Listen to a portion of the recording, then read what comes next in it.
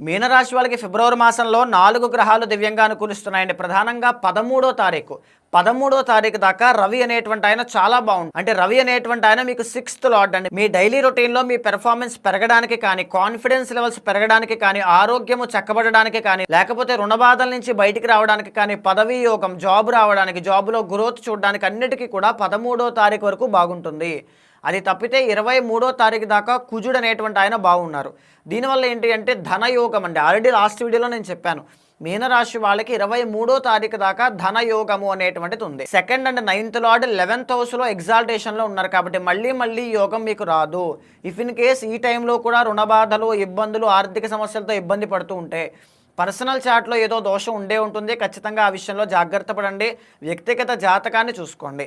తర్వాత ప్రధానంగా 12వ స్థానంలో శుక్రుడు చాలా బాగున్నారు. దీనివల్ల ఏంటంటే సినీ, నాటక కళారంగాలు కానీ, నృత్య, గీత, వాద్యాది రంగాల్లో మంచి